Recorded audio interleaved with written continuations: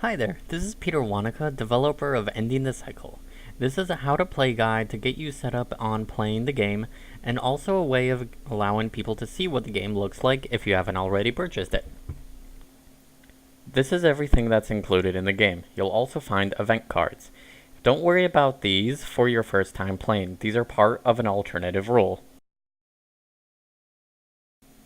Each player will randomly pick a character's identity card that will serve the basis of creating their character. Shuffle these together and pick one at random. You can also have players pick out a card of their choice.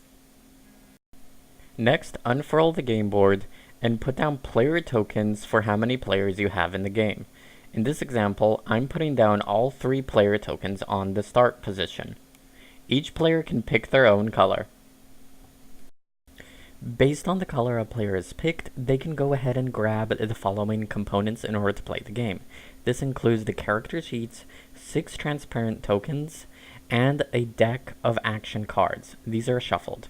The abuse cards, on the other hand, are in a complete order. These can be given out randomly, or players can pick a specific type of abuse cycle to go through. Now, here's an explanation of all the values on the character sheet. The first is relationships. These represent your support networks. The higher the value, such as 5 or 6, represent a greater impact on helping you in escaping an abusive relationship. Your hand limit represents a character's access to resources and the maximum number of cards a player can have in their hand at one time. The difficulty is a character's emotional and mental well-being.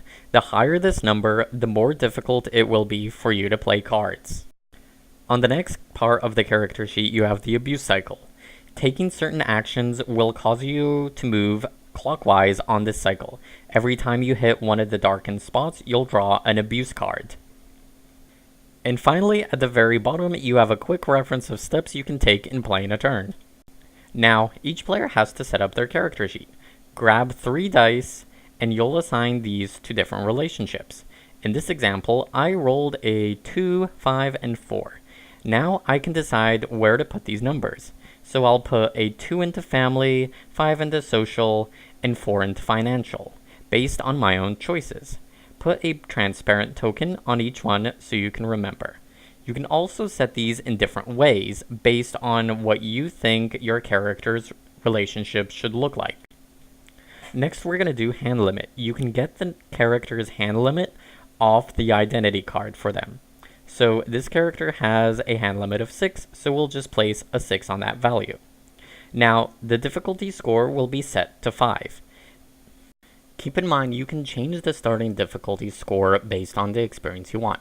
5's a very normal challenge, and best for new games, while changing the number can often make it easier or more challenging for future experiences.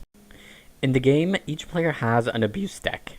These decks represent different patterns of red flags and abuse. Make sure that each deck is numbered, with 1 being on the very top and 12 being on the very bottom in that order. Each one of these cards gets much more intense as you get towards the very last one, which ends the game. Next, I'll be explaining what you'll find on each one of the action cards. The first thing is risk, the symbol in the top left. Think of this in terms of rewards and consequences for your actions. A card that is high risk can offer you very strong benefits, but also intense consequences if you fail that card. Cards that are no risk also don't require you to roll dice against your difficulty. Those cards are therefore very safe to play. Many cards also have one of the relationships on your character sheets. This means that the results of playing a card will be affected by one of your relationships. So if you have a very high financial score, you can get better benefits in playing a financial card. You'll come across a couple of reaction cards too. Action cards are the normal cards that you play each turn. Reaction cards, on the other hand, can be played at any moment in the game in response to a potentially harmful card. They can also be played on another character's turn in order to help out that character. Finally, some cards have special conditions in order to play them. For example, in order to play this card, you have to have a financial relationship of 3 or more. In the next section, you'll be picking out cards that will make up your starting hand. A good couple of rules to keep in mind. The first is if you have a strong relationship on your character sheet, try and pick cards of that relationship. So if I have a high social relationship, I want to have a lot of social cards. Also keep in mind the risk of a card. Playing a lot of high risk cards can escalate really quickly, while playing no risk cards are oftentimes very safe. Each character will draw 10 cards from their deck, and then pick down to their hand limit the cards they want to keep. For example, my character has a hand limit of 6, so now I'm going to go ahead and pick 6 cards that I like to keep. For any cards that you didn't keep, go ahead, put those back into your deck, and shuffle the deck. Now that characters have been created, have each player go around the table and give a little bit about their character. This game heavily encourages storytelling, so you can give your character's name, explain some of their relationships, and add on as many details as you want. Winning and losing is fairly simple. All players win the game if one player has their token on one of these orange goal states. Consequently, players lose the game if one player has no more cards in their abuse deck or no more cards in their action card deck, whichever happens first. Before we get into how a turn looks, remember that you always have this turn overview on your character sheet. This is what the play space will look like for one player. The first thing I'm going to do is pick a card from my hand to play. Remember that you can always look on the back of these cards to see their effects. I'm going to go ahead and pick this card to start out with, because I have a high family relationship, and playing this card will benefit me. Since this card has a dice icon on the top left, we're going to go ahead roll dice against our difficulties. Remember, if it is a no-risk card that is green, you don't have to roll dice. Now I'm going to go ahead and roll to see if I fail or succeed on this card. So, I went ahead and rolled a 9, which is a number higher than my difficulty score.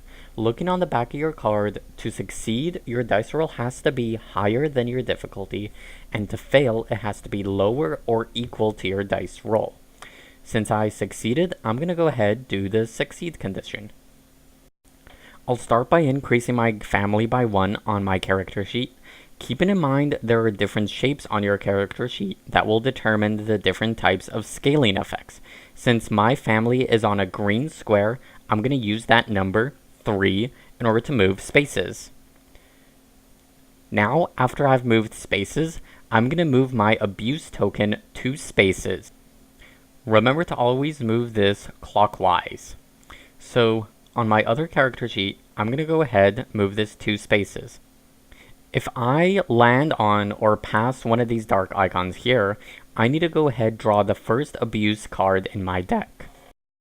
Remember that your abuse deck is numbered, so if I went past that space, I would go ahead and have to draw the very first one and immediately do its effects. These oftentimes are some sort of negative effect to your character. Also, if I move past 2 icons in one turn, I will have to draw 2 cards. The rules for moving on the board are fairly simple. You can also move in different directions if you want to. This is also sometimes useful to move backwards. If I wanted to go to the family goal, but I couldn't meet that condition, I'd have to move back and go to something else. We'll be covering these areas briefly, but you can reference this. Goals are these green spots that players want to land on in order to win the game. There are specific criteria to enter them that we'll cover later. If you end your turn on a safe space, you do not move your abuse token for whatever reason, even if a card tells you to. Goals and safe spaces both have unique conditions in order to enter them. For example, to enter the breakup goal, you must have a financial relationship of 4 or above. In order to enter a stay with friends safe space, you must have a social relationship of 4 or above. This is included with the game so you can reference it. Regions are the shaded areas underneath game spaces. These come into play with cards where you can help other players. For example, if both players share one region, playing certain cards can give you additional benefits. As a reminder on action and reaction cards, remember that you have to play 1 card per turn. This is oftentimes your action card. Your reaction cards can be played in reaction to something bad that happens, irregardless of how many cards you play this turn, and also even if it's not your turn. For example, this intervention card can be played in order to help out another player. So that wraps up the basic rules in playing the game. If you ever have any questions, remember that you can download the rulebook on my website, endingthecycle.info. Thank you for looking at this video, and I hope you have a meaningful experience playing this game.